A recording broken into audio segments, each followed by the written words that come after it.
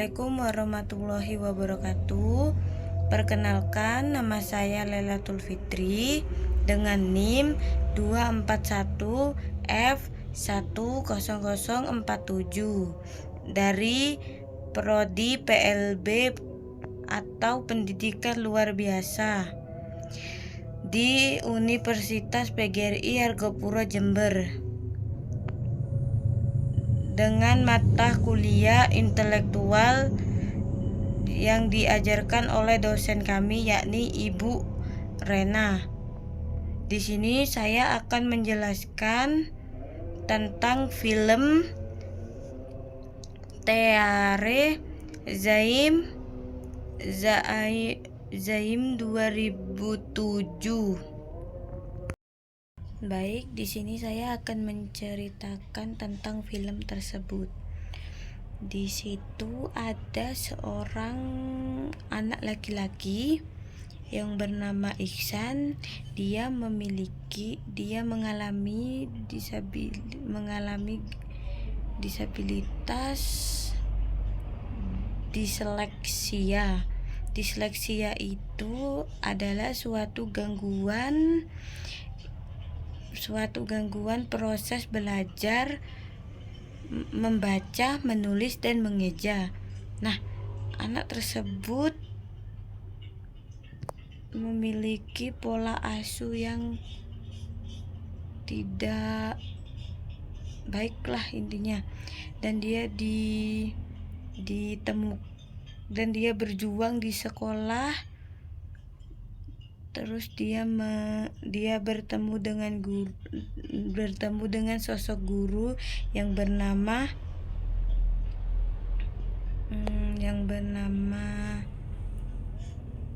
Ram Sangkar.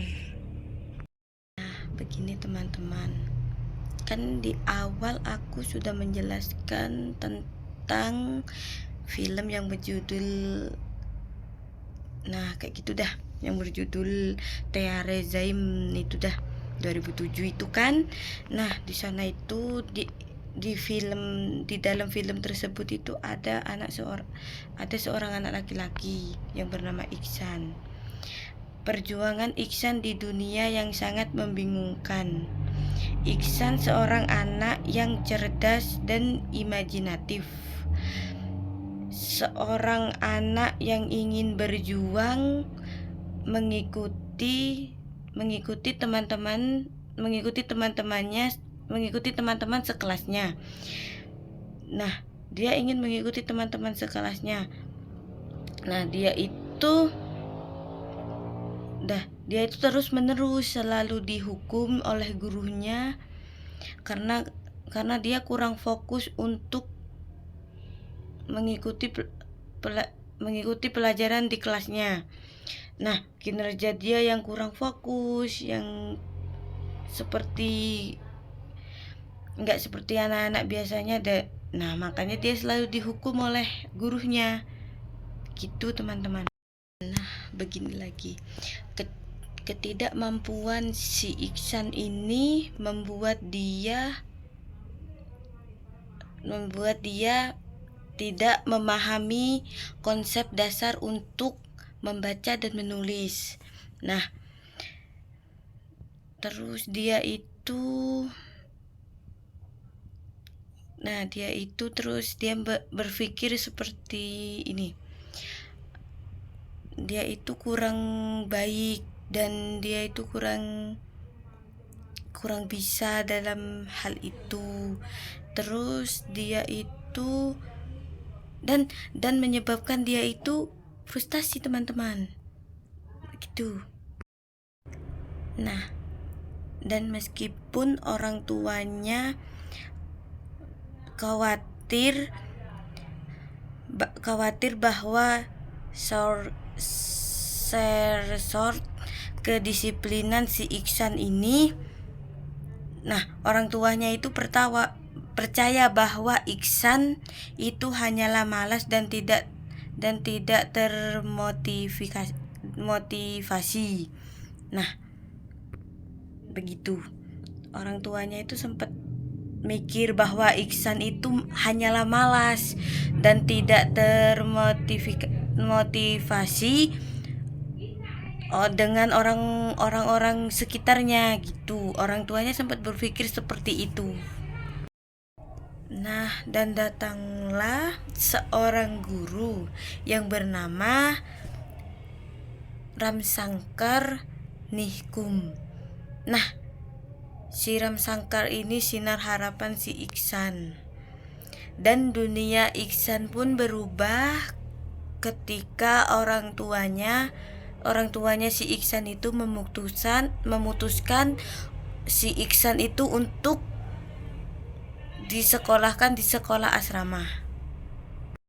Dan namun perubahan lingkungannya tidak banyak merubah situasinya si Iksan, dan justru ketika semangat si Iksan berada di titik terendahnya. Dan datanglah seorang guru seni baru, yaitu yang bernama Ramsankar Nihkum. Dia tiba di sekolah si Iksan. Dan guru ini berbeda dengan guru-guru lainnya. Nah, si Ramsankar ini teman-teman menyadari potensi terpendam si Iksan.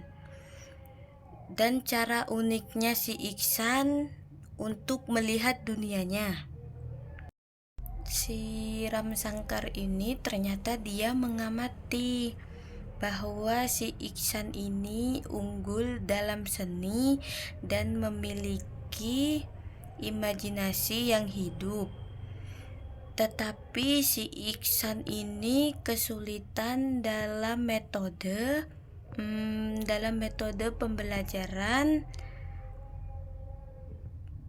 konvensional.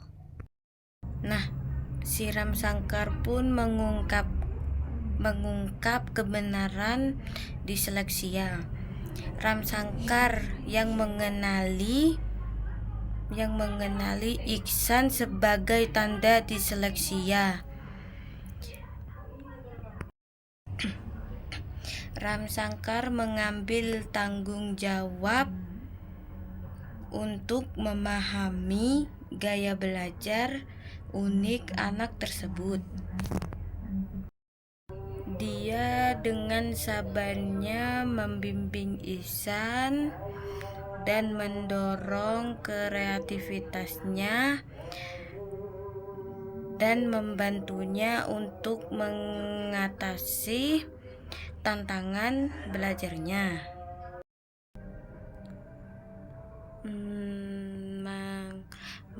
Ramsankar mengajarkan si Iksan melalui seni musik dan teknik pelajaran yang dipersonalisasi. Baik, di sini saya akan memberikan saran dan kesimpulan untuk cerita film tersebut. Dan kesimpulan dan sarannya,